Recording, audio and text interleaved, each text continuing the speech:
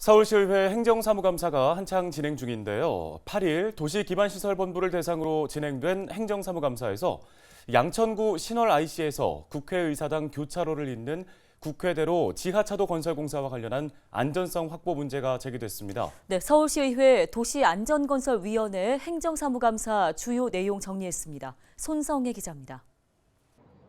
서울시는 강남역과 도림천 등 3곳에 대심도 빗물 배수 터널 건립을 추진 중입니다.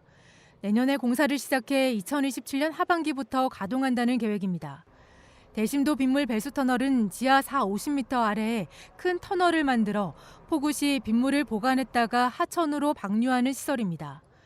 의원들은 극한 호우로 인한 침수 피해 등 재난 발생 증가로 시민들의 불안감이 커지고 있다며 공사 지연 문제가 발생해선 안 된다고 지적했습니다.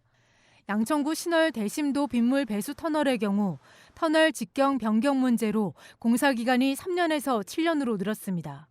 신월 빗물 터널 공사에 7년이 소요되는데 동시에 3개가 진행되는데 이번 공사를 정해진 기간 내에 확실히 완공할 수 있는지 하고, 그리고 수리 모형 실험으로 신월 사업은 단면이 변경되어 있는데 이번 사업은 충분히 검토돼서 터널 단면 변경 문제는 없는지.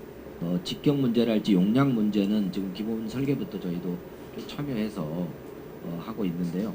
전문가들 의견을 충분히 듣고 충분한 용량이 되도록 최선을 다하겠습니다. 이날 행감에선 건설 현장 외국인 근로자 안전 문제에 관한 질의도 나왔습니다. 올해 서울 시내 건설 현장 외국인 근로자 비중은 15.2%로 지난해 14.3%에서 0.9% 늘었습니다.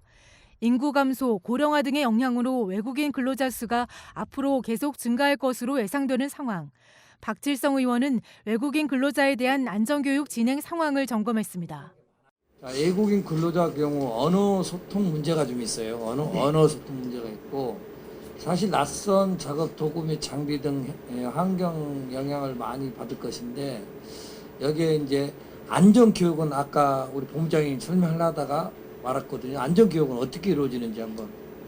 통역원이 참석해서 현지 언어로 외국인 현지 언어로 저희가 교육을 시키고 있습니다.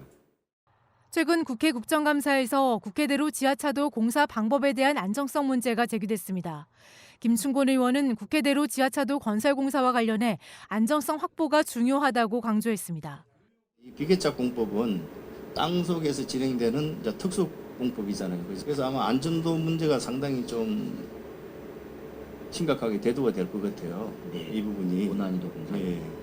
그래서 굴착 단계별로 면밀한 이 구조 안정성 검토를 꼭 해야 되지 않을까 이렇게 생각을 합니다.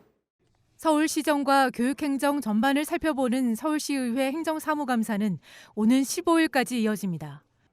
헬로티비 뉴스 손성혜입니다.